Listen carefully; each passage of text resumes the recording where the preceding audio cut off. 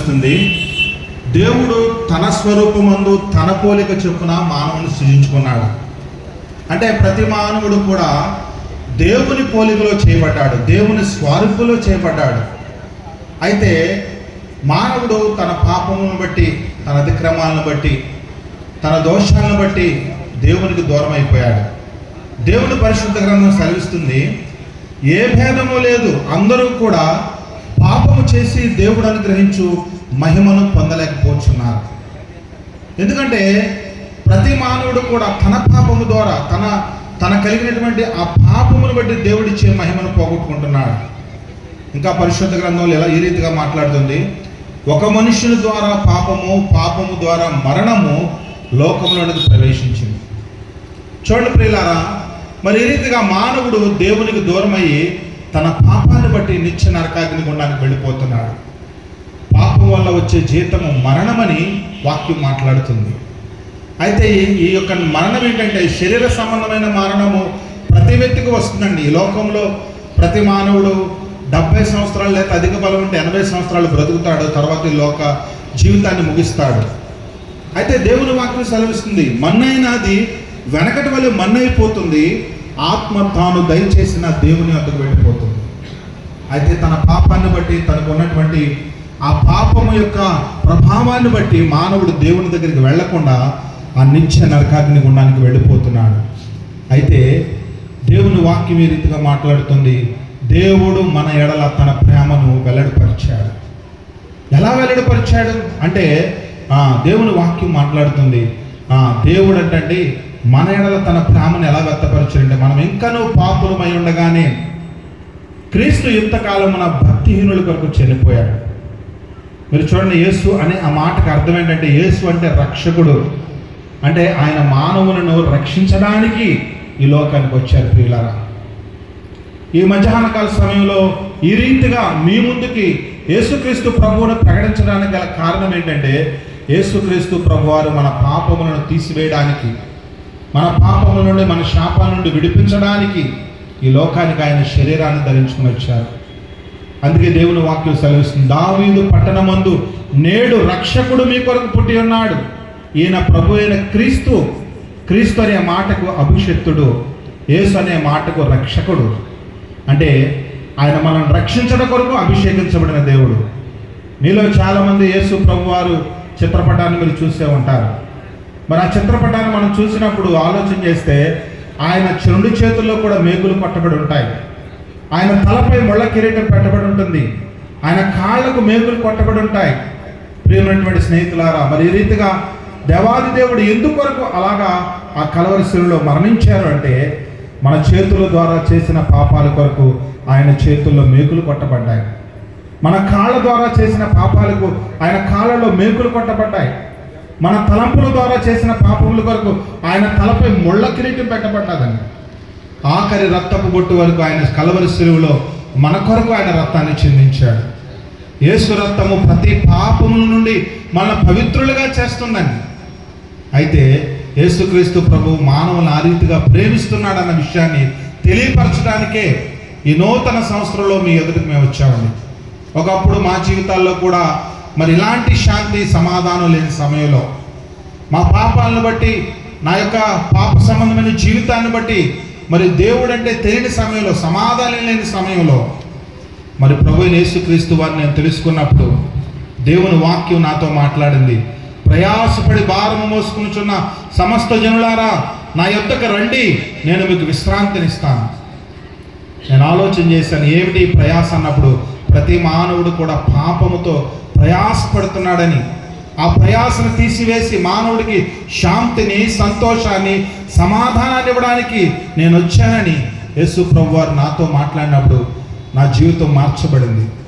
కనుక నేను పొందుకున్న ఈ సంతోషం, మేము పొందుకున్న ఈ ఆనందం మరి మా సహోదరులైనటువంటి మీరు కూడా పొందుకోవాలని, ఈ నూతన సంవత్సరంలో ఆ దేవుని మాటలు మీ ముందుకు అందించాలని ఈ రీతిగా మేమందరం కూడా మీ ఎదుటికి వచ్చామండి. కాబట్టి మనమందరం యేసుక్రీస్తు ప్రభువారు మన ప్రతి పాపము నుండి, శాపము నుండి విడిపించి మనల్ని పరిశుద్ధులుగా చేసి మనకు శాంతిని, సమాధానాన్ని, సంతోషాన్ని, ఆరోగ్యాన్ని ఇవ్వడానికి అని ఈ లోకానికి వచ్చారు. అందుకే యేసు ప్రభు వారు శరీరధారిగా ఉన్న దినాల్లో ఆయన ఒక ఇలాంటి ప్రాంతం గుండా వెళుతున్నప్పుడు ఒక రక్తస్రావం కలిగిన స్త్రీ వచ్చిందండి ఆయన దగ్గరికి. ఆమె ఎన్నో సంవత్సరాల నుండి ఆ రక్తస్రావం అనే వ్యాధితో బాధపడుతుంది. ఆమె బాధపడుతున్న సమయంలో తనకున్న ధనమంతా ఆ వ్యాధి కొరకు ఖర్చు పెట్టింది, కానీ అయినా వ్యాధి తగ్గల. యేసు ప్రభు వారు గొప్ప సమూహంతో వెళుతున్నారు. ఆమె మనసులో ఒక ఆలోచన పుట్టింది, నేను యేసు ప్రభు వారు వస్త్రపు చెంగును ముట్టుకుంటే నేను స్వస్థపడతాను కదా అని. ఆయన వెళుతుండగా ఆయన వెనక నుండి ఆయన వస్త్రపు చెంగును ముట్టుకుందండి. వెంటనే ఆమె అక్కడే ఆమెకున్న వ్యాధి నుండి విడుదల పొందింది. గొప్ప సంతోషం ఆమె జీవితంలో, గొప్ప ఆనందము. ఎన్నో డబ్బులు ఖర్చు పెట్టి తన వ్యాధి తగ్గలేదు, కానీ ఎప్పుడైతే తన విశ్వాసముతో యేసు ప్రభు యొక్క వస్త్రపు చెంగును ముట్టుకుందో ఆమెకు స్వస్థత కలిగింది. అంటే చూడండి, విశ్వాసం అనేది ఆమె జీవితంలో ఎంత గొప్ప కార్యాన్ని జరిగించింది. నిజమే, యేసుక్రీస్తు ప్రభు వారు మన ధనాన్ని కోరేవాడు కాదు, మన ఆస్తిని మనకున్నటువంటి ధన ఘనతలకు ఆయన కోరట్లేదు, కానీ ఆయన కోరేది మన హృదయాన్ని. నా కుమారుడా, నీ హృదయాన్ని నాకు ఇవ్వి, నేను నీలోనికి వస్తాను. ఇదిగో నేను నీ హృదయం అనే తలుపు నొద్ద నుండి తట్టుచున్నాను. ఎవడైనా నా స్వరమిని తన హృదయాన్ని తెలిస్తే అతను కలిసి భోజనం చేస్తాం. ఎంత గొప్ప భాగ్యము. మరి ఈ మధ్యాహ్న కాల సమయంలో ఈ మాట అన్నటువంటి మీలో ఎవరైనా యేసు ప్రభు నాకు కావాలని ఆశపడినట్లయితే మా ప్రియులైనటువంటి వారు ఈ సమయంలో మీ కొరకు ప్రార్థన చేస్తారండి. మీ గ్రామాని కొరకు, మీ బిడ్డల కొరకు, మీ యొక్క ఉన్నటువంటి అనారోగ్య పరిస్థితుల కొరకు, అన్నిటికంటే ముఖ్యంగా మీ ఆత్మ రక్షణ కొరకు మేము ప్రార్థించాలని ఆశపడుతున్నాం. ఈ మాటలు విన్న మీలో ఎవరైనా నాకు కూడా యేసు ప్రభు కావాలని ఆశపడినట్లయితే మాతో మా ప్రార్థనలు ఏకీభవించండి. ఈ మధ్యాహ్న కాల సమయం దేవుడు మీతో మాట్లాడడానికి సిద్ధంగా ఉన్నాడు, మీలోకి రావడానికి సిద్ధంగా ఉన్నాడు. మీరు కూడా మాతో కలిసి ప్రార్థనలు ఏకీభవించాల్సిందిగా ప్రభు నామములో తెలియజేస్తూ ఈ మాటలు ముగిస్తున్నాం.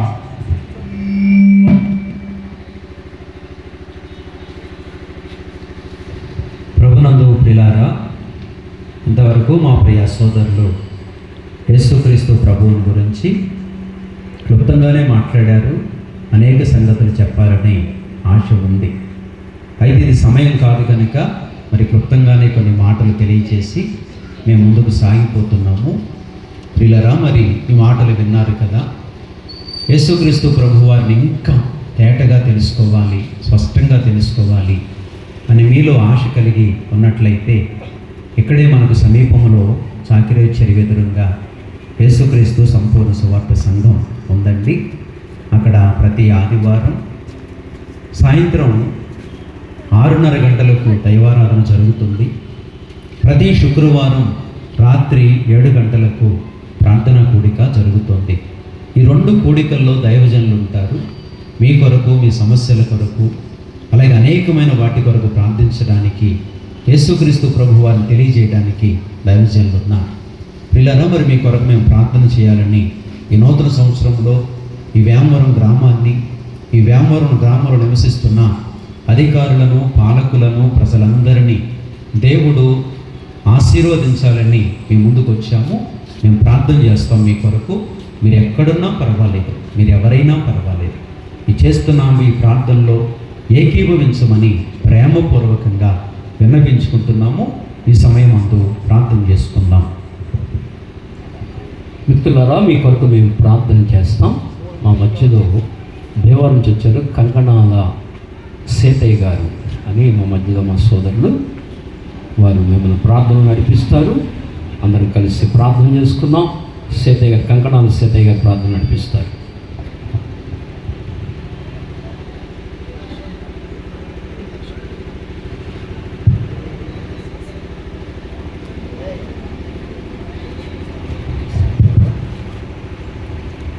మహోన్నతులైన మా దేవ, సర్వాధికారైన మా తండ్రి, సర్వ సృష్టికి మానవ యాతికి నన్మానుడికి మా యేసయ్య, మీకే వందనాలు, స్తుతి, స్తోత్రం చెల్లిస్తున్నాం ప్రభా. అయ్యా, పాపముల చేత నాశనం అయిపోయిన మమ్మల్ని ప్రభా, నీ సువార్త మా గొప్ప తెలియజేసి ముయ్యబడిన నేత్రాలు తెరిచి మీరేమైనా మాకు తెలియజేసింది ప్రేమ బట్టి మీకు వందనాలు.